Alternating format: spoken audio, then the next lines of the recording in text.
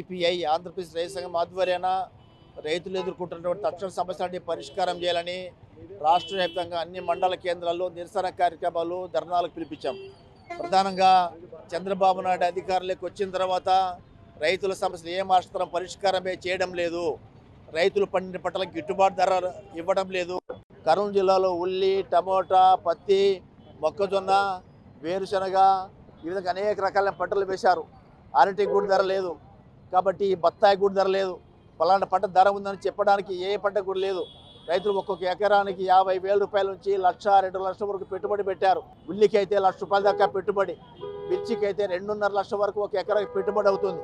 ఇంత కష్టపడి అప్పులు చేసి పెట్టుబడి పెడితే పంటలకు గిట్టుబాటు ధర లేదు. చంద్రబాబు నాయుడు అధికారికి సంవత్సరంన్నర అయింది. రైతుల సమస్య అయినా పరిష్కారం చేశారా?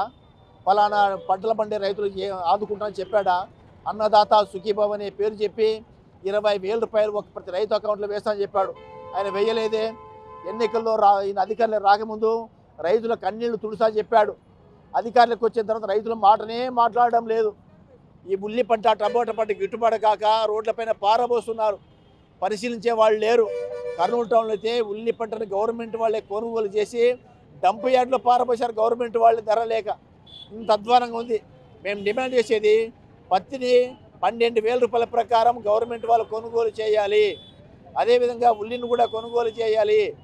పంటలు అధిక వర్షాల వల్ల పంటలు నష్టపోతే ఆ పంటలకు ఒక ఎకరాకి 50,000 రూపాయలు నష్టపరిహారం వాళ్ళు గట్టిగా డిమాండ్ చేస్తున్నాం. నరేంద్ర మోడీ సమస్యలు పట్టించుకోవడంలే. నరేంద్ర మోడీ ఏమన్నాడు అధికారులు రాముందు? రైతుల ఆదాయం రెట్టింపు చేస్తా అన్నాడు. నరేంద్ర మోడీ గారి పరిపాలనలో అదాని, అంబానీ లాంటి వాళ్ళ బడా పెట్టుబడిదారుల ఆస్తులు రెట్టింపు అయ్యాయి. కూలి వాళ్ళ ఆదాయం రెట్టింపు అయిందే.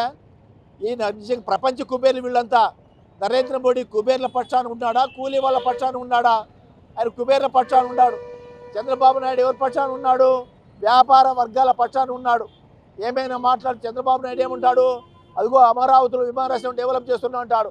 భోగాపురంలో కొత్త విమానాశ్రయాలు డెవలప్ చేస్తున్నా అంటాడు. రైతులకి ఏమి కావాలి? విమానాలు కావాలా? ధర కావాలా?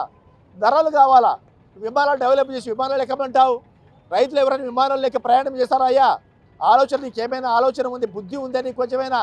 రైతులు మోటార్ సైకిల్లోనా, ఆటోల్లోనా, గవర్నమెంట్ బస్సులో ప్రయాణం చేస్తారు. నువ్వు విమానాలు కట్టావు. చూడండి విమానాలు, చూడండి విమానాలు ఎక్కడి అంటావు? తలకాయ లేని మాటలు ఇవన్నీ.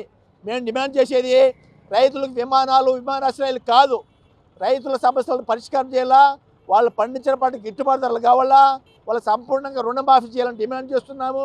ఈ సమస్యల పరిష్కారం కోసం రేపు రాబోయే రోజుల్లో పెద్ద ఎత్తున ఉద్యమాలు చేస్తామని తెలియజేస్తున్నాం.